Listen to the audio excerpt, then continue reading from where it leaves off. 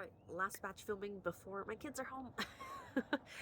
Doing a lot of batch filming right now because I am going to be busy later this month and I just don't know if I'm going to have time to like make a ton of content. So I'm just kind of getting everything going now, and yeah, we'll see how this one goes. This is kind of random. This is basically all of my Frankening slash DIY products that I have in my collection, and I feel like this is the new phase of my Project Pan, which is why this is both kind of a silly video as well as like it's kind of like a new era. You know, the whole era thing, but like it's kind of monumental for me. Sorry, I'm very nasally, still getting over a cold and congested. Do a quick sniff real quick. And smell the plum tree behind me while I'm at it, if I can at all. But basically I've amassed and continuing these new still things are coming in just for me to start making my own products. I've realized that I really like things simple. I don't like them fragranced. I like creating things with my own hands, and just having raw ingredients on hand to even transform my current products has been a game changer. So like for instance, I wasn't using my liquid foundations, but I ended up making a pan of foundation using some of my DIY beauty ingredients and mixing that with my liquid foundation, and that now I use it. I enjoy using it now. You know, it's just like that's the type of thing that I really want to lean into. I've talked about like frankening my lipsticks and having lipstick base and like all this stuff. There's a few companies, I mean, mainly Amazon is kind of that one, but also TKB are the two companies that I mean, Amazon's not a company, but you know, just like where I grab things from.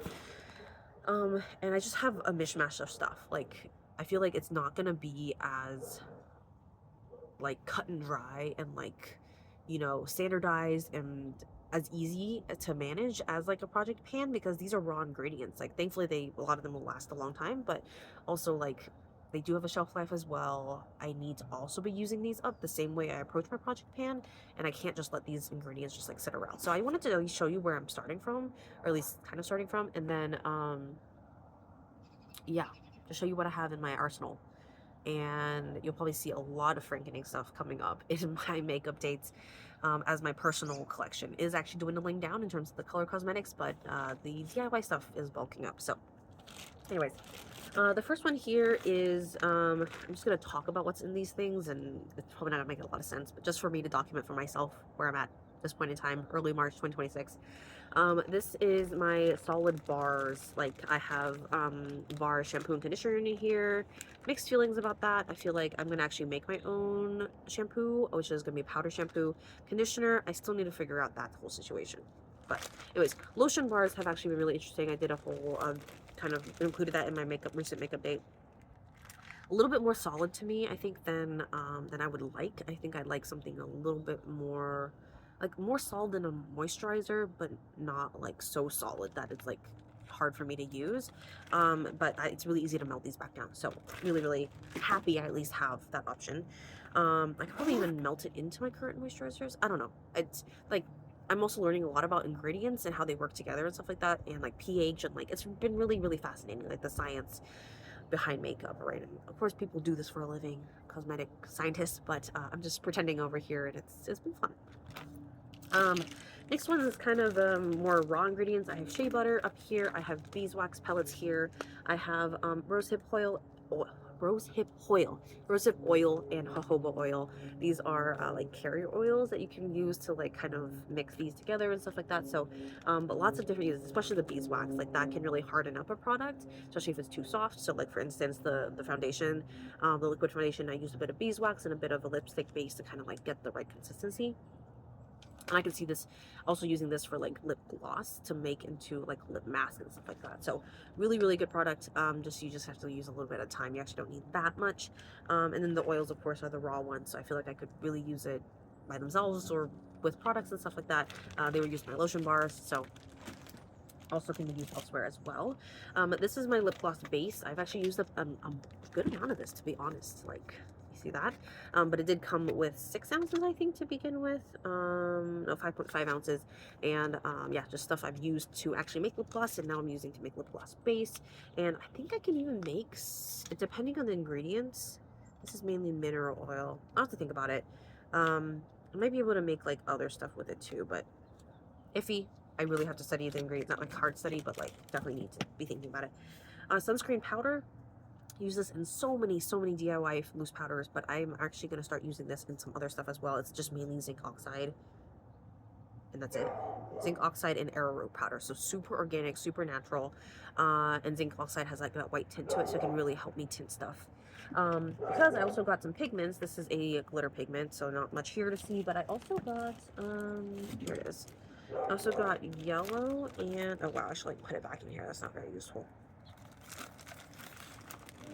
I also got yellow pigment and red pigment to start maybe making my own foundation powder type thing. I mean, I just bought one, but like I was thinking of this anyways. These will last a long time, so I feel like I could think about it. It also says to mix it with like a bit of blue or green, and I have that just in straight eyeshadow form, so that's why I didn't buy blue and green as well, but at least some basic like matte pigments, because I just have a lot of like shimmers and stuff like that, and that's like once it's a shimmer forever. I can't take the pigment out of that. So then I also just got straight zinc oxide in case that was more useful to me for some reason. Okay, I have some other things in here. Let's keep talking about powders. I have just like a banana powder. This is a lot of talc. So anyways, there's that I'm still working through. Some random stuff. I have like an L-ascorbic acid powder. I think that's like a vitamin C-ish stuff. From The Ordinary, it's just a powder. Yeah, it says vitamin C here. So this is good to mix into serums and things like that. It can either be used right then and there, or I could mix it into like a small batch or something like that. So something I'm definitely need to read more into, but it was like $2, $3 maybe. And then I have some like just like lip balm base and lipstick base that I got from TKB, and these are their samples. Just because I'm mixing it with stuff, I don't need a whole ton. So that's what I also have. I also have, let's see, what is this collection? Oh, this is my new lipstick molds. These are the new ones I just got. They basically come with a base. This is the lipstick mold itself, and then you have these like, I guess they're this little silver thing that it sits on, and the silver part, the product that comes out of the silver part is what goes into the plastic bit of a lipstick tube, and then the whatever's out here is what you actually get to use. So as you can see, it's like a third of it is like that silver bit. So that's why it's like been so awesome to be able to make my own lipsticks, just because so much of it I can't access in a regular lipstick tube. I did buy one new just empty lipstick tube. I don't think I've ever really seen an empty lipstick tube by itself, but this is also from TKB, and it looks very nice. So that was nice to pick up. Really thinking I'm going to foray into a lot of cream products soon, especially with the beeswax and stuff like that, where I can really make a lot of cream products, and also with the new pigments that I can mix in and make cream blush and, you know, all that type of stuff. Now I have some random stuff. This is a bit of lip gloss base that I put in a one of these syringes, so it's easy to stick in some stuff, but I'll keep thinking about that one. Keep working through that one. This is a bit of solid sunscreen that I think I mixed in with a lip gloss base, and it's like very solid. So this is just something I can like mix in with stuff to kind of make it a little bit more solid. Okay, this is something random, and I don't actually really know why I picked it up. This is silica dimethyl silicate, and I think it's like a mattifying, like pore filling product, but it is difficult to finesse, and I'm starting to get into products that are like I need to probably use a mask for, and like have use a mixer for, and like, you know, start bringing in some real deal stuff. And so I don't know, I'll keep figuring out what to do with this, but it is a large amount. This is 1 ounce, but this is very large and a lot of products, so I will learn how to use that. Probably will never use it up completely, but it is what it is. And then there's other tools. I talked a lot about other products, but these are little sample things that I've gotten, and they fit an eyeshadow pan perfectly, so it's super great for travel, and I've actually used a good amount. I think it came with 100. I've already used a good amount there. Some random stuff here. I do have a makeup palette that I never broke open, so that's available to me. I also have, this has been a game changer. It's just like a wire mesh strainer, but really helpful for like powders and stuff like that. I have like a smattering of like empty tubes and whatnot in here. Also very useful. This is my little collection of eyeshadow pans. I have it in a little Pat McGrath box here, but I just have eyeshadow pans. And then most importantly is actually it came with like these little bottom things, but these fit perfectly inside of those eyeshadow pans, and so I can use it to press stuff. So that's super useful.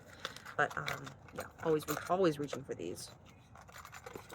And then I do have a funnel in here. Oh, this one's always useful too. This is like a little ladle that I got, and really helpful for melting small batches of stuff because it's just for me. I'm not making it for other people, so really helpful to put this over a flame and just be melting stuff in there. A little apothecary. Oh, so that was a lot. And then of course my makeup collection as the base of a lot of color cosmetics that I'm making now. But it has been a pretty crazy journey, and it will continue to be really crazy as I foray into, I'm like definitely going to be doing more pan foundation. I'm thinking about cream blush and cream bronzer. I don't know if it's going to be in pans versus sticks. Um, just have different like modes and mechanisms of delivery. I think that's really fascinating to me. Starting to make my own lotion now. I'm thinking of making my own serum and eye serum, just with some basic ingredients, and just learning about like these, how much actives do I really need versus just the basics, and that it really does come from like beauty, and that makeup is not a fix for good nutrition and sleep and all the good things that you're also supposed to be doing to keep up your health, but to be able to be extra invested now, in my collection, in my beauty collection, is really cool. And so it's going to be more and more where I'm just like, I made this and I made this, and I have nothing to recommend to you guys other than maybe inspiring, at least helping you think about like maybe this is something you could also foray into, or at least be thinking about like, if I run out of something, do I really need it versus like, can I transform something I already have, or just buy like something else to kind of help me use up my other products and stuff like that. So I hope I can be inspiring in that way, at the very least. But even just if you want to follow along in this crazy journey that I'm about to enter into, feel free to follow along. So, anyways, that's where I'm starting at with my, I don't even know what to call it, but this is my crazy makeup chemist era. I wouldn't say crazy. I would say thoughtful. Probably not that either.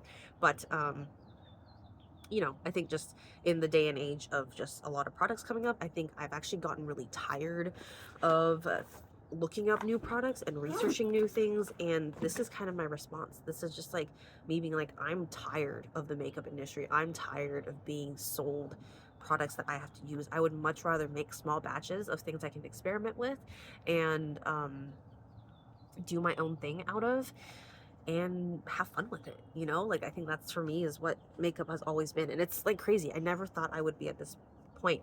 I always thought that I would be that the creativity of makeup would stop at my face. It would stop with how I apply things. But honestly, like that, like thinking back now, like that was never like what I was really interested in. I've always been interested in products and in the products and the chemistry and the, not that I even majored in those stuff, but just like the formulations and the how it dispenses and the packaging and the components, like that's always actually been my true fascination with the beauty industry. And especially watching product developers like Alex or Alexis from Lipstick Lesbians, and like and the journey they're going through right now in terms of launching their brand. It's so cool. I would highly recommend you take a look into that. But in the way that they're really bringing people to think about their products, I think that has actually helped me to enter into this part of my journey, and to kind of be developing my own products for myself and what I need. And like ultimately makeup should be serving me, and I think this brings it to that extra level. So anyways, my foot is falling asleep. I'm sitting cross-legged, and it's proving not a good idea at this point of filming. It's my fourth video in a row. But I really hope you enjoyed hearing me talk through this, and hopefully it gives you a few things to think about in terms of your makeup journey and where you're at. But I'm excited to continue this part of mine, and I'm sure that regular makeup products will always tempt me. There will always be some, especially what Alexis and the Leaked Cosmetics thing is happening. That's their cosmetics company, and what they're doing. But even when I was looking at what they were first launching, I'm like, actually, it doesn't so much excite me to be a part of that and get that product, but it actually excites me to go back to my own collection and see if like what actually works best, you know? And like that's so cool. So yeah, hopefully you're as excited as I am, and we'll see how this goes. I just mainly need to like take it little by little because sometimes I'm like all in and it just is a little bit too much all at once. Hopefully I'll be able to pace myself. So hopefully you can keep me accountable and cheer me on in this journey. Yeah. All right, well here we go. Thanks so much for watching, and I'll see you in my next video. And hopefully the next video I won't be so congested. I think it might be allergies more than I thought. I never thought I had allergies. But anyways, I'll see you guys next time. Bye.